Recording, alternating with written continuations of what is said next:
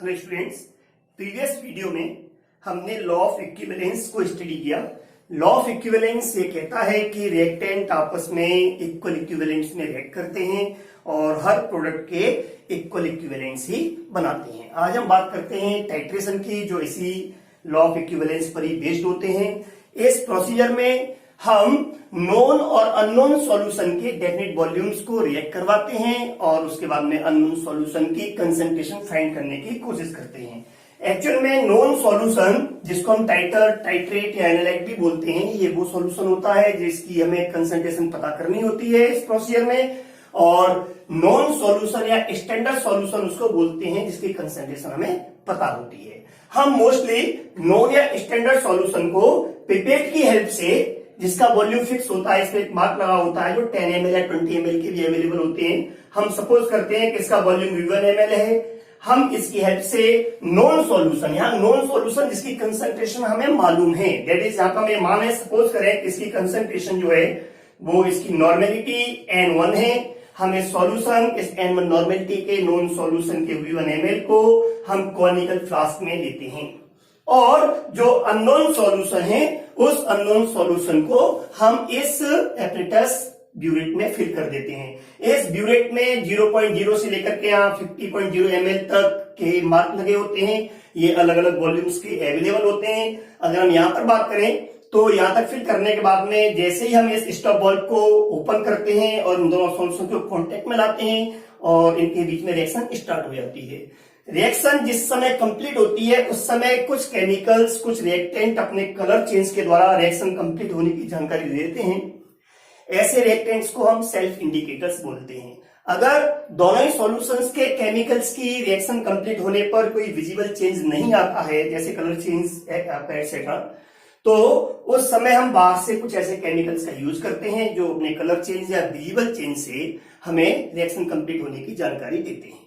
ऐसे केमिकल्स को हम इंडिकेटर्स बोलते हैं और ये इंडिकेटर्स जो हमें एंड पॉइंट को डिटेक्ट करने में हेल्प करते हैं, हम उसको भी कॉनिकल फ्लास्क में मोस्टली यूज करते हैं और इस तरह से हम इनके बीच में रिएक्शन कंप्लीट होने पर इस स्टॉप वाल्व को स्टॉप कर देते हैं। जिस समय इस टाइट्रेशन की, इस प्रोसेस की वो स्टेज जहां पर विजिबल चेंज हमें नजर आया और हमने रिएक्शन को स्टॉप किया है, हम उस पॉइंट को एंड पॉइंट बोलते हैं। एंड पॉइंट एक्चुअली वो स्टेज होती है इस टाइट्रेशन की जिस पर हम ये सपोज करते हैं कि जो रिएक्शन इन दोनों के बीच में है, नोन अननोन सॉल्यूशन के केमिकल्स के बीच में, वो रिएक्शन कंप्लीट हो चुकी है।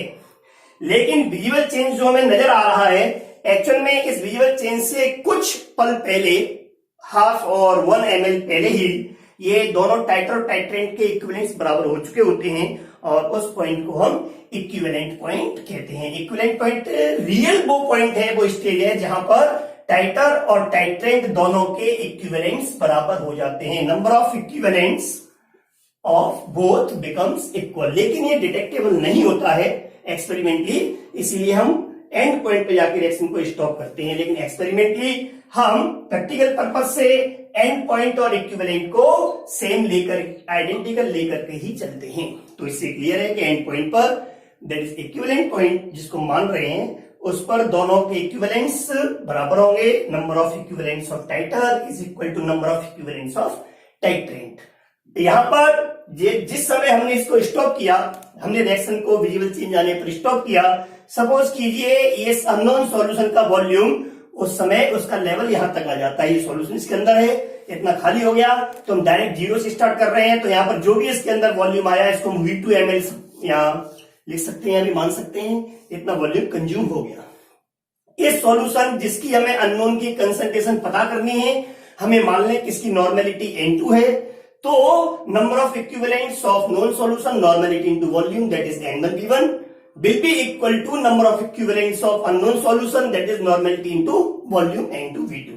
इस तरह से हम यहाँ पर V1 और V2 that is definite amounts हमने इस ये पिपेट से, ये ब्यूरेट से मेजर कर लिए। नॉन सॉल्यूशन की N1 हमें मालूम थी नॉर्मेलिटी, जब वैल्यू पुट करेंगे तो कैलकुलेशन करने पर हमें N2 that is unknown solution की कंसंट्रेशन मालूम चल जाएगी। इस प्रोसीजर को हम टाइट्रेशन कहते हैं। अगर हम टाइट्रेशन में होने वाली रिएक्शन के बेसिस पर टाइट्रेशन को क्लासिफाई करें तो ये यहाँ पे ये थोड़ा सा याद रखें आप लोग कि ये इसका जो बेस है on the basis of type of reactions, जो रिएक्शंस इन्वॉल्व इन उसके बेसिस पे टाइट्रेशन जो है वो कई टाइप के होते हैं। जैसे सबसे पहला है रेडॉक्स टाइट्रेशन जिसमें टाइटर और टाइट्रेंट जब रिएक्शन करते हैं तो रेडॉक्स रिएक्शंस होती हैं। इनमें एक substance oxidising agent that is oxidant होता है और दूसरा सब्सटेंस रिड्यूसिंग एजेंट होता है, रिडक्टेंट होता है। ये जो रिएक्शन से अपने सिलेबस के अकॉर्डिंग अगर हम देखें तो मोस्टली KMnO4 जो है वो टाइट्रेशन में काफी यूज होता है। प्रैक्टिकल में हमारे CBSE बोर्ड में भी है, हमारे सिलेबस में है, और K2Cr27 का भी। KMnO4 जो है जब हम इसको बात करें तो ये एक ऑक्सीडाइजिंग एजेंट है। इसका मॉलिक्यूलर मास 158 ग्राम पर मोल है।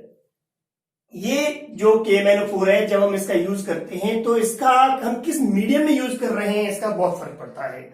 अगर हम KMnO4 को किसी भी रिड्यूसिंग एजेंट के साथ में रिएक्ट करवाते हैं, कोई कंपाउंड जो अगर हम एसिडिक मीडियम में है तो ये Mn2+ में रिड्यूस होता है, दैट इज उसको ऑक्सीडाइज कर देता है दूसरे सब्सटेंस को। और जब हम इसको बेसिक मीडियम में यूज करते हैं तो ये MnO4 2- में, दैट इज पर मैग्नेट जो है वो मैग्नेट आयन में रिड्यूस होता है। और न्यूट्रल या वीकली बेसिक, ये थोड़ा सा याद रखें आप लोग कि न्यूट्रल या वीकली बेसिक मीडियम हो तो उस समय MnO2 में रिड्यूस होता है। KMnO4 अपने आप में एक सेल्फ इंडिकेटर है, इसका कलर पिंक होता है। जब हम इसको यूज करते हैं तो आफ्टर रिडक्शन अगर ये एसिडिक मीडियम में Mn2+ में चेंज हो रहा है तो ये कलरलेस हो जाता है, और कलरलेस होते ही हमें एंड पॉइंट का मालूम चल जाता है। ठीक इसी तरह से अगर हम basic medium, strongly basic medium में इसको यूज कर रहे हैं तो ये ग्रीन कलर में चेंज हो जाता है आपके मैग्नेट आयन में, और न्यूट्रल मीडियम और वीकली बेसिक मीडियम में ये MnO2 में जो ब्राउन कलर कंपाउंड है उसमें कन्वर्ट हो जाता है। तो यहाँ पर जब भी हम लॉ ऑफ इक्विवेलेंस लगाएंगे तो हमें वहां पे इस KMnO4 के इक्विवेलेंट मास हमें चाहिए, इसका नंबर ऑफ इक्विवेलेंट निकालने के लिए। और इक्विवेलेंट मास के लिए हमें इस ऑक्सीडाइजिंग एजेंट जो ऑक्सीडेंट है इसका एन फैक्टर, वैलेंसी फैक्टर चाहिए। तो इसका वैलेंसी फैक्टर मीडियम पर बहुत डिपेंड करता है। KMnO4 में Mn की ऑक्सीजन स्टेट +7 है, जो इस कंपाउंड में एसिडिक मीडियम में +2 में रिड्यूस हो रहा है, दैट इज टोटल 5 का चेंज है। यहाँ पर इसका एन फैक्टर 5 होगा। यहाँ पर बेसिक मीडियम इसका एन फैक्टर यहाँ पर हम देखें तो इसकी ऑक्सीजन स्टेट +6 है, दैट इज +7 से +6 तो 1 का चेंज आया है, यहाँ इन फैक्टर 1 है। और न्यूट्रल मीडियम में इस Mn की ऑक्सीजन स्टेट +4, दैट इज यहाँ पर चेंज आया है 3 का। इस चीज को हम याद रखने के लिए छोटा सा एक ट्रिक बना सकते हैं, BAN/153, दैट इज KMnO4 का बेसिक मीडियम में एन फैक्टर 1, एसिडिक मीडियम में इसका वैलेंसी फैक्टर एन फैक्टर 5, और न्यूट्रल मीडियम और वीकली बेसिक मीडियम में इसका एन फैक्टर वैलेंसी फैक्टर 3 होता है। इस तरह से हम डिफरेंट मीडियम्स में इसके मोलर मास में हम इन एन फैक्टर्स का डिवाइड करके इक्विवेलेंट मास पता कर सकते हैं, और इक्विवेलेंट मास के बाद फिर हम इसके नंबर ऑफ इक्विवेलेंट्स भी फाइंड कर सकते हैं, जो हमें टाइट्रेशन की कैलकुलेशंस में काफी हेल्प करने वाला है। तो आप इसे याद रख सकते हैं।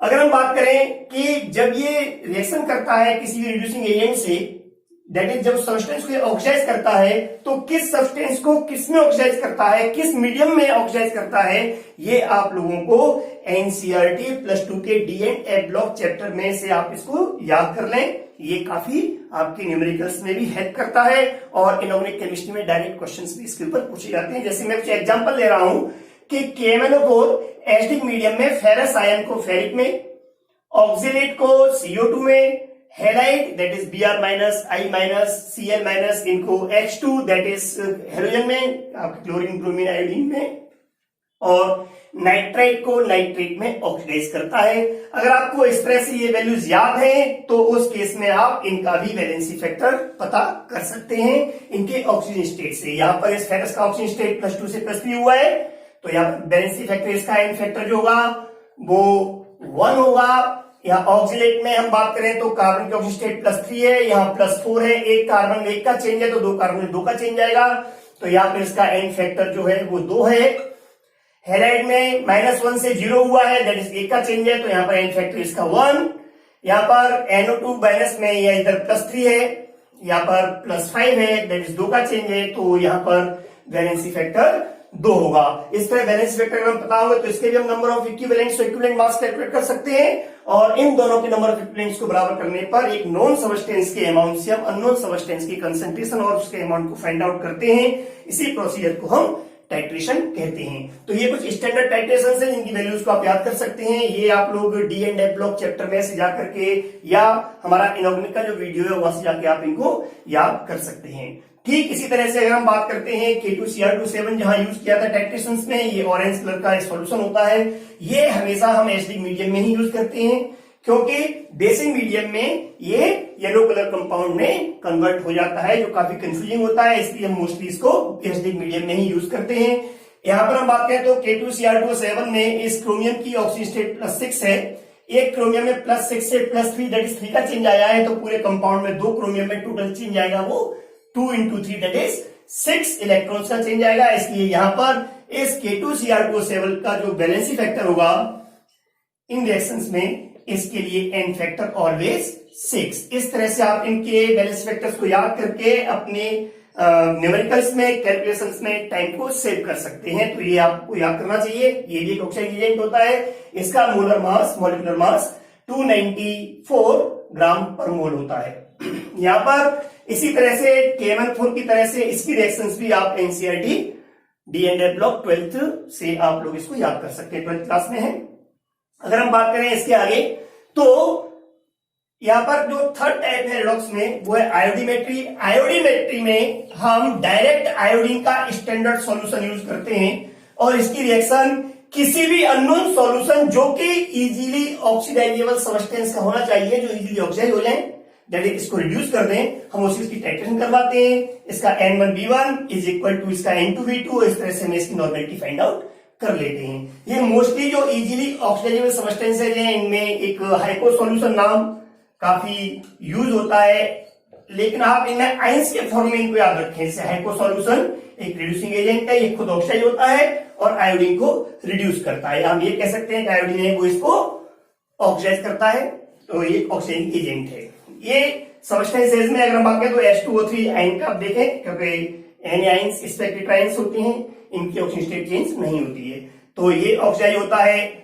ये ऑक्सीजन का निशान है, सिंबल है वो, ये ऑक्सीडाइज होता है इसमें। तो यहाँ पर इसकी ऑक्सीजन स्टेट अब देखें सल्फर की एक की, तो इट इज 2 एंड हियर हम बात करें तो ऑक्सीजन स्टेट है वो 2.5 है। एक सल्फर में 0.5 का, तो 2 सल्फर में 1 का डिफरेंस आया है। तो इस हाइपो का जो एन फैक्टर होता है, वैलेंसी फैक्टर, वो 1 होता है। इस तरह से आप इनके जो सल्फाइट है वो सल्फेट में, H2S है वो सल्फर में, स्टेनस स्टेनिक में, आर्सेनाइट आर्सेनेट में, और हाइड्रोजन, इसका नाम हाइड्रोजन है, जो N2 में ऑक्सीडाइज हो जाता है। इस तरह से हमें अगर ये कंपाउंड्स याद हैं कि कौन किसमें ऑक्सीडाइज हो रहा है या कौन किसको किसमें रिड्यूस कर रहा है, तो उनके वैलेंसी फैक्टर्स फाइंड आउट कर लेते हैं। और अगर हम पहले से लर्न है तो न्यूमेरिकल्स के वक्त हमें ये वैलेंसी फैक्टर्स कैलकुलेट करने की जरूरत नहीं पड़ती, हम डायरेक्ट उनका यूज कर सकते हैं।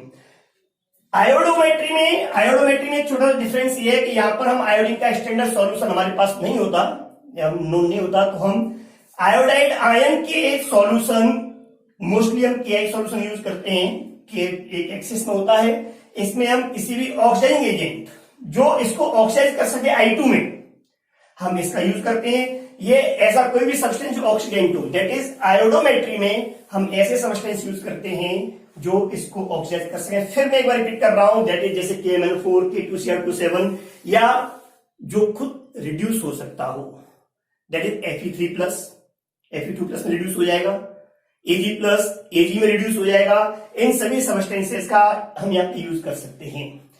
जैसे क्लोरीन Cl2 वो Cl- में रिड्यूस हो जाएगा, इसको I2 में ऑक्सीडाइज कर देगा। तो ऐसा कोई भी सब्सटेंस हम यहाँ पे यूज करेंगे। उसके बाद में जो I2 बनता है, इस I2 को हम रिड्यूसिंग एजेंट जो हम ले रहे हैं, जिस तरह से हमने जो यहाँ यूज किया हुआ था, इसी तरह से हम यहाँ पे यूज करेंगे। लेकिन अब यहाँ पर इसका सॉल्यूशन स्टैंडर्ड होगा और इस स्टैंडर्ड सॉल्यूशन से ब्रेक करवा के इसकी नंबर ऑफ इक्विवेलेंट्स में पता चल जाएंगे। स्टैंडर्ड है, नॉर्मेलिटी मालूम है, वॉल्यूम हम इसका मेजर कर लेते हैं कितना यूज हुआ है। सो नॉर्मेलिटी इनटू वॉल्यूम से जितने इक्विवेलेंट्स इसके होंगे, लॉ ऑफ इक्विवेलेंस कहता है कि उतने ही इक्विवेलेंट इस I2 के भी होंगे, और जितने इक्विवेलेंट्स इस I2 के होंगे उतने ही इक्विवेलेंट इस ऑक्सीडाइजिंग एजेंट के होंगे। इस तरह से हम किसी भी एक अननोन सब्सटेंस का हम कंसंट्रेशन और अमाउंट फाइंड आउट कर लेते हैं, और इस टाइट्रेशन को हम आयोडोमेट्री कहते हैं। आप ये कह सकते हो कि आयोडोमेट्री और आयोडोमेट्री में सिर्फ इतना डिफरेंस है कि ये डायरेक्ट मेथड है, यहाँ पर आयोडीन का डायरेक्ट सॉल्यूशन यूज करते हैं, और ये इनडायरेक्ट मेथड है जहां पर पहले हम आयोडाइड से आयोडीन बनाते हैं, फिर उस आयोडीन से आगे फर्दर हम टाइट्रेशन कैरी करते हैं। यहाँ पर इनमें आयोडीन जो है वो जीरो ऑक्सीजन स्टेट से -1 में आया है, इसलिए यहाँ पर एक एटम आयोडीन का 0 से -1 दैट इज 1 का चेंज, तो पूरे मॉलिक्यूल में 2 आयोडीन है, टोटल 2 का चेंज आएगा। तो इस तरह से यहाँ पर इन रिएक्शंस में एन फैक्टर आयोडीन का वो 2 होता है। इस तरह से आप इनके बैलेंस फैक्टर्स फाइंड आउट करके और इनको परफॉर्म करें। अगर हम बात करते हैं कुछ एग्जांपल्स मिलेंगे न्यूमेरिकल्स इसके आगे वीडियो में। अगला जो टाइट्रेशन होता है एसिड बेस टाइट्रेशन, जहां पर टाइटर और टाइट्रेंट दोनों में एक एसिड होता है एक बेस होता है। ये नॉर्मल न्यूट्रलाइजेशन रिएक्शंस हैं, जहां एक दूसरे को न्यूट्रल करते हैं। जब हम एसिड की कंसंट्रेशन फाइंड आउट करते हैं तो उस समय हम उसको एसिडीमेट्री, और जब हम किसी बेस की कंसंट्रेशन फाइंड आउट करते हैं नॉन एसिड यूज करके तो हम उसे एल्कीमेट्री बोलते हैं। इसी तरह से अगर किसी रिएक्शन में प्रेसिपिटेट बन रहा है तो पीपीटी प्रेसिपिटेट का अमाउंट फाइंड करके मेजर करके हम जो टाइट्रेशन में जो लॉ ऑफ इक्विवेलेंस लगाते हैं उसे हम प्रेसिपिटेशन टाइट्रेशंस बोलते हैं। जिनमें कॉम्प्लेक्स कंपाउंड्स बनते हैं उसे हम कॉम्प्लेक्स मैट्रिक टाइट्रेशंस बोलते हैं। इस तरह से बहुत सारी टाइट्रेशंस आगे परफॉर्म की जाती हैं, पर +2 नीट और जेई लेवल के अकॉर्डिंग हम मेनली रॉक टाइट्रेशंस में ये 4 types KMN4 titration, K2Cl2 iodimetry, iodometry और एसिड बेस टाइट्रेशंस को स्टडी करते हैं। नाउ स्टूडेंट्स, अगर हम टाइट्रेशंस को परफॉर्म करने जा रहे हैं तो टाइट्रेशन कितने स्टेप्स में हम उसे कर रहे हैं, इस बेसिस पर हम टाइट्रेशंस को 2 पार्ट में डिवाइड करते हैं। Titrations based on steps now. तो एक होता है सिंगल टाइट्रेशंस, जहां पर डायरेक्ट टाइटर और टाइट्रेट को हमने टाइट्रेंट को मिक्स किया, एंड पॉइंट फाइंड किया और direct N1V1 is equal to N2V2 और number of equivalents of titrate is equal to number of equivalent of titrant वाला फॉर्मूला यूज करते हैं और अननोन कंपाउंड के अमाउंट का पता कर लेते हैं। दूसरे होते हैं जिनको हम बोलते हैं डबल टाइट्रेशंस, जिसमें हम 2 और मोर देन 2 स्टेप्स फॉलो करते हैं। दैट इज टाइट्रेशन को हम एक के बाद एक परफॉर्म हमें कई स्टेप्स में करना होता है। डबल टाइट्रेशंस के बारे में डिटेल में स्टडी हम नेक्स्ट वीडियो में करेंगे। अभी हम इस सिंगल टाइट्रेशंस के कुछ एग्जांपल्स, कुछ न्यूमेरिकल सॉल्व करते हैं। पहला क्वेश्चन है calculate the number of moles of KMnO4. You have to find the number of moles of KMnO4 and of KMnO4 आपको पता करना है। That will be needed to react with 1 mole of sulfide ion. आपको यहाँ number of mole of SO3 2 minus sulfide ion के number of mole 1 दिया हुआ है। In this reaction is occurring in acidic solution. बहुत सिंपल सा question है। उसने टाइट्रेशन में आपको वॉल्यूम या नॉर्मेलिटी के बजाय उसने नंबर ऑफ मोल्स और अमाउंट ही आपको दिया है और पूछा है। तो हम लोग जानते हैं अगर नंबर ऑफ मोल्स गिवन हो तो वहां पर number of equivalents is equal to number of moles into valency factor. जैसा कि मैंने आपसे अभी थोड़ी देर पहले कहा था कि हमें इन टाइट्रेंट या ऑक्सीडाइजिंग एजेंट या रिड्यूसिंग एजेंट के किस में कन्वर्जन हो रहा है, वैलेंसी फैक्टर कितना है, किस मीडियम में रिएक्शन हो रही है, ये चीज अगर हम थोड़ी सी याद कर लें तो हमारे न्यूमेरिकल्स बहुत आसान हो जाते हैं। फॉर एग्जांपल जैसे मुझे यहाँ पर याद है कि KMnO4 जो है वो एसिडिक सॉल्यूशन में इसका वैलेंसी फैक्टर जो होता है KMnO4 का, n factor of KMnO4 in acidic medium में इसका जो है वो 5 होता है, क्योंकि MnO4 Mn2 प्लस आयन में रिड्यूस होता है। इसी तरह से मुझे पता है कि KMnO4 एसिडिक मीडियम में सल्फाइड आयन को सल्फेट में ऑक्सीडाइज करता है। मुझे ये भी मालूम है यहाँ पर कि sulphide ion is get oxidised into sulphate ion by KMnO4 in acidic medium. तो यहाँ पर इसकी ऑक्सीजन स्टेट +4 से +6 हो रही है। दैट इज यहाँ पर सल्फाइड आयन जो है इसका वैलेंसी फैक्टर एन फैक्टर है वो change in oxygen state that is 2 है।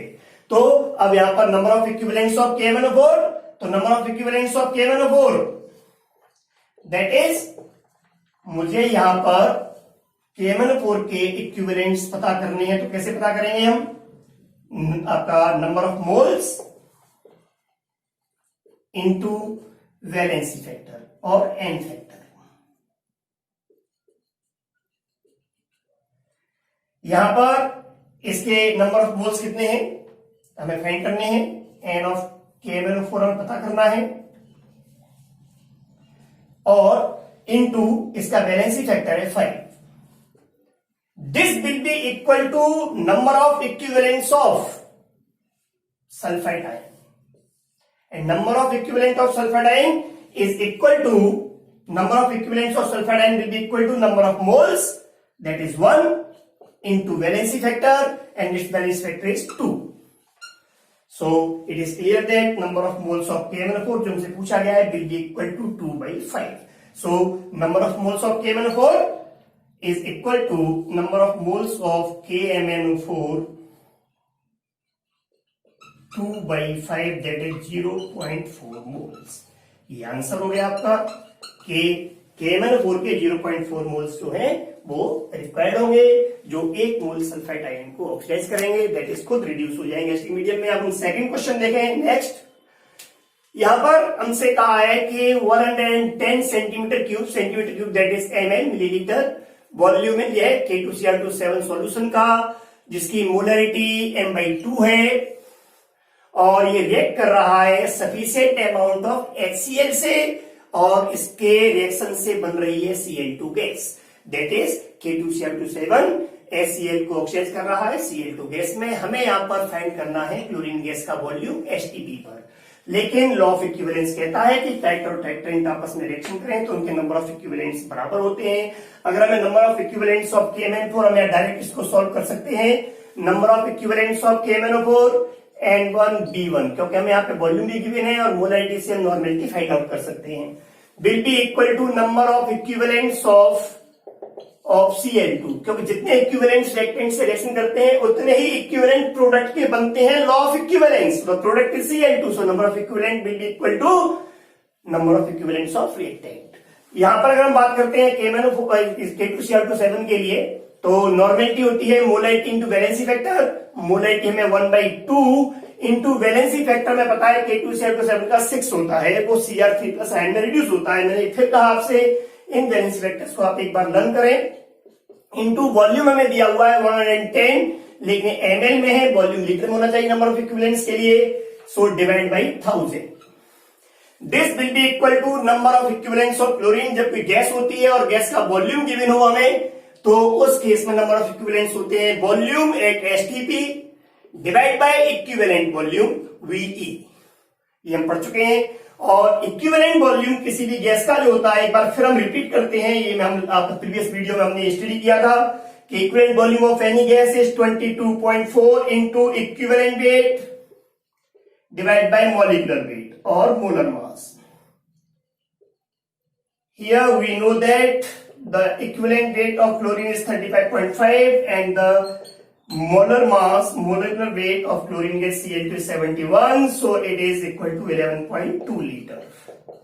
Here guys, on putting this value, volume at HTP of chlorine obtained divided by equivalent volume, that is 11.2 liter. On further solving, we can get 0 cancelled by 0, 2 3 are 6, 11 3 are 33, 33 divided by 100 is equals to VHTP at 11.2. Now volume at HTP will be equal to 33 multiplied by 11.2 divided by 100 and it will be equal to 3.697 litre. ये litre में, क्योंकि हमने volume में equivalent volume litre में use किया हुआ है। हम नेक्स्ट क्वेश्चन देखें। इसमें dichloro acetic acid CH2COOH is oxidised to CO2। इसको ये ऑक्सीडाइज किया जा रहा है CO2 में, H2O में और Cl2 क्लोरीन गैस में by 600 milliequivalent of an oxidising agent. Oxidising agent जो है उसका हमें यहां पर डायरेक्ट इक्विवेलेंट्स हमें दिए हुए हैं इस ऑक्सीडेंट के, and these are 600 milliequivalent. Now how many moles of ammonia can be neutralised by same amount of acid. जो एसिड हमने यहां लिया हुआ है उतनी अमाउंट के एसिड से हम अगर यहां पर अमोनिया को न्यूट्रलाइज करें तो ये यहां पर इसका अमोनियम एसिड और बेस है, अमोनियम सॉल्ट बन जाएगा CaCl2COONH4। यहां पर आप इस तरह से याद रख सकते हैं कि ये एक अमोनियम सॉल्ट बना, यहाँ पर ये जो अमोनिया है ये NH4 में चेंज हो रहा है, एक H प्लस ने एक्सेप्ट किया हुआ है, तो यहाँ पर इस अमोनिया का जो N फैक्टर होगा, वैलेंसी फैक्टर, वो इज 1। और अगर हम यहाँ पर देखें CaCl2 इसमें, तो जब तक हमें किसी भी सब्सटेंस जो रिड्यूस हो रहा है या ऑक्सीडाइज हो रहा है, जब तक हमें उसके एन फैक्टर का नहीं पता होगा, हमें नंबर ऑफ इक्विवेलेंट्स पता करने में प्रॉब्लम आएगी। तो इसलिए हम यहाँ पर पता करते हैं। यहाँ पर कार्बन जो है वो किस स्टेट में है, आप स्ट्रक्चर से समझे एक बार। हमने रेडॉक्स रिएक्शंस में how to calculate oxidation state हमने एक बार स्टडी किया था, लेकिन आपको हम एक बार फिर रिवीजन पॉइंट ऑफ व्यू से बता देते हैं। और इस केस में यहाँ पर ऑक्सीजन की ऑक्सीजन स्टेट जो यहाँ पर है वो यहाँ पर है, जो हाइड्रोजन की यहाँ है वो वही यहाँ पर है, कोई चेंज नहीं है। लेकिन कार्बन की ऑक्सीजन स्टेट की हम बात करें तो यहाँ पर कार्बन ने ये लेस इलेक्ट्रोनेगेटिव है क्लोरीन से, एक इलेक्ट्रॉन इधर आया, एक इलेक्ट्रॉन इधर, सो अल्टीमेटली 2 इलेक्ट्रॉन जाने से इसमें +2 चार्ज आएगा ड्यू टू क्लोरीन। और हाइड्रोजन से ज्यादा नेगेटिव है, तो हाइड्रोजन से इलेक्ट्रॉन ट्रांसफर मोर इलेक्ट्रोनेगेटिव की तरफ, तो यहाँ इसकी वजह से -1 आएगा। दैट इज नेट चार्ज इस कार्बन का जो होगा वो +1 होगा। और इस कार्बन की बात करें तो यहाँ पर कार्बन से ऑक्सीजन मोर इलेक्ट्रोनेगेटिव है, तो यहाँ से इलेक्ट्रॉन ट्रांसफर हम कार्बन से ऑक्सीजन की तरफ एज्यूम करें तो 2 इलेक्ट्रॉन जाने से +2, और इस ऑक्सीजन की तरफ जाने से इलेक्ट्रॉन +1 हम करेंगे। ये कार्बन से कार्बन जो सेम एलिमेंट का एटम होता है वहां पर हम कोई ट्रांसफर एज्यूम नहीं करते इलेक्ट्रॉन्स का। तो यहाँ पर नेट ऑक्सीजन स्टेट इस कार्बन की जो हुई वो है +3। दैट इज एक कार्बन +1 स्टेट में, एक +3 स्टेट में। जब ये +1 स्टेट वाला कार्बन CO2 में चेंज हुआ है +4 में, तो यहाँ पर टोटल इंक्रीज 3 का हुआ ऑक्सीजन स्टेट में। और जब ये कार्बन आपका चेंज हुआ है CO2 में, तो दोनों कार्बन CO2 में चेंज हुए, तो ये +3 से +4 में आया है। दैट इज टोटल इंक्रीज यहाँ पर 1 का हुआ है ऑक्सीजन स्टेट में। और जो क्लोरीन है ये ज्यादा नेगेटिव है कार्बन से, तो electron transfer carbon to chlorine, एक बॉन्ड है -1, यहाँ carbon to chlorine -1, that is both chlorines are in -1 oxygen state. और यहां से कन्वर्ट हो रही है Cl2, that is elemental state, 0 oxygen state में। एक क्लोरीन -1 से 0, दैट इज 1 का इंक्रीज हुआ, तो 2 क्लोरीन में टोटल इंक्रीज हुआ 2 का। तो इस तरह से यहां पर जब ये पूरा मॉलिक्यूल जब चेंज हुआ है यहां से यहां तक, तो net increase 3, 1 and 2। So ultimately valency factor in this reaction, इस रिएक्शन में इसका वैलेंसी फैक्टर होगा N factor of dichloro acetic acid COH का, वो होगा 2, 3 + 1 + 2, दैट इज 6 का। तो इसका वैलेंसी फैक्टर 6 है। अगर यहां पे इसका वैलेंसी फैक्टर 6 पता है तो हम इसके नंबर ऑफ इक्विवेलेंट्स आपके हम पता कर सकते हैं। नंबर ऑफ मोल्स हमें यहां पर फाइंड करने हैं अमोनिया के, इसका N फैक्टर 1 है, तो यहां पर इसके नंबर ऑफ मोल्स होंगे वही इसके नंबर ऑफ इक्विवेलेंट होंगे। तो हम यहां पे अब बैकवर्ड चलते हैं। Number of equivalents of ammonia will be equal to number of equivalents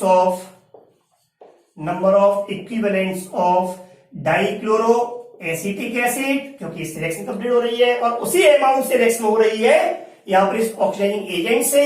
so the number of equivalent will be equal to number of oxidant. So number of equivalents of oxidant,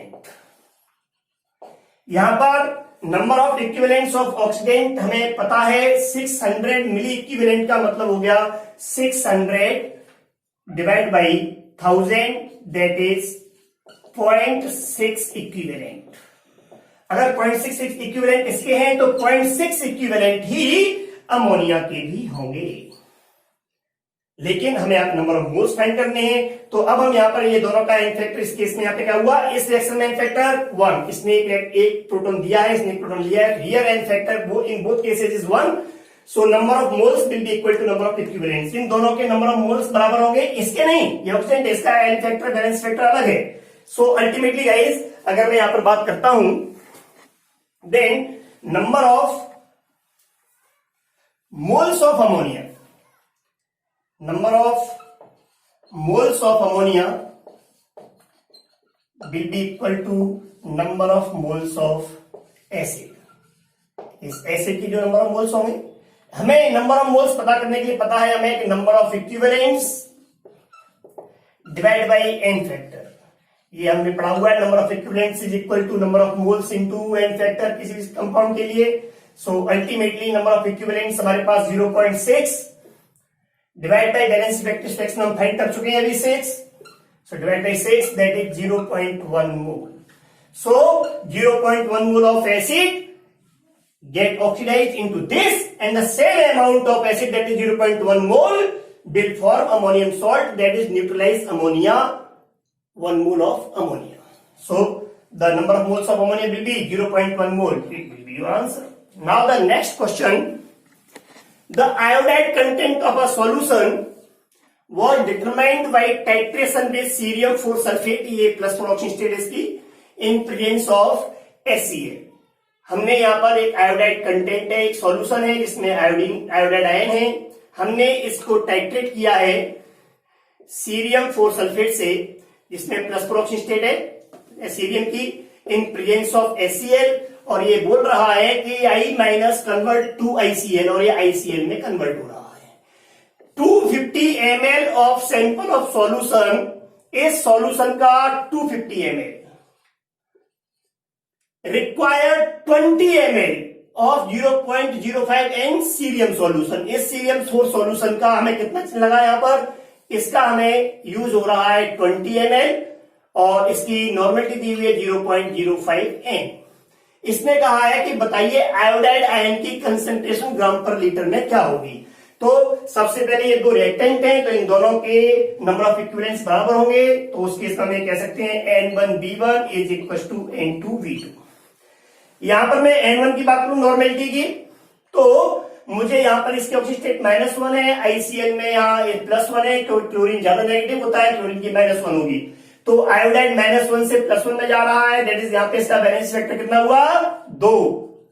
the change in oxygen state is 2. तो normality हम कह सकते हैं इसकी n factor into molarity of iodide solution into volume use 250 ml.